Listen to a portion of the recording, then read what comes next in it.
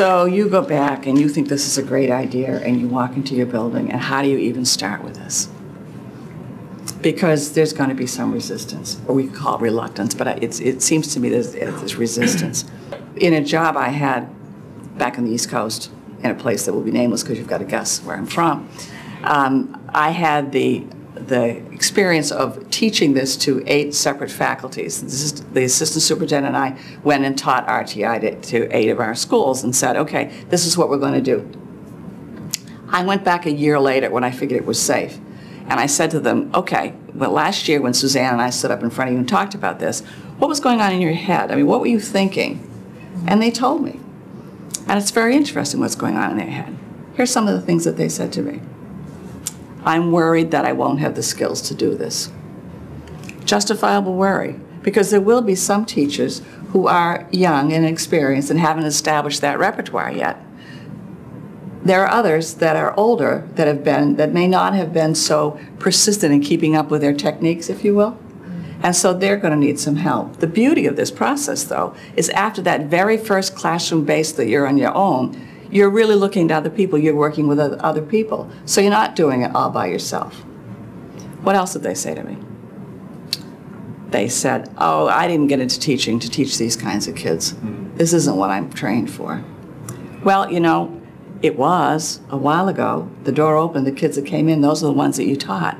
So the expectation really is that you're going to have to learn how to do this. And again, you can ask other people for help. So it's not like you're on your own. They also said to me, you know what, this is a fad. It'll pass. Like many other things that have come before me. I'm just going to wait this out. It's in the law. It's here to stay. And not only that, it's really good for kids. And then the one that you'll hear the most often, my plate is too full. What are you going to take off my plate? And the answer to that is nothing. We're really not going to be able to do that. But we're going to expect people to reallocate their resources and do this in a way that they can find what they need to take care of these kids. Because, you know, there will be, and we understand we're going to ask special education and regular education to work together differently, that we're going to ask people to collaborate in different ways. And it really is understandable that people are resistant to change. And there's an element of really solid reasoning behind why people don't want to change, because they're comfortable and they're stable. But your job at this point, and I always call it sort of like soft leadership, at this point you don't want to be mission-driven and goal-driven and absolutely strategic.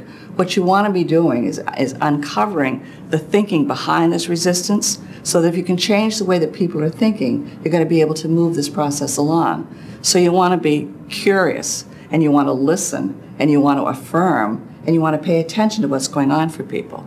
Because they will pay, again, they'll pay more attention and more time proving that they don't have to change than they will uncovering the reasons why they do. And so what you want to do, you want to be an uncoverer and you want to be a discoverer. And it's just really important, because we want to get to the point where when you hear the quote, it's so hard when I have to, but it's so easy when I want to, that we get to the point where people want to. Because, you know, this is about kids, and this is about achievement, and this is about their success in school. And we have to be in a place where we always want to for them. Thanks for listening. I hope some of this is helpful. I appreciate the opportunity.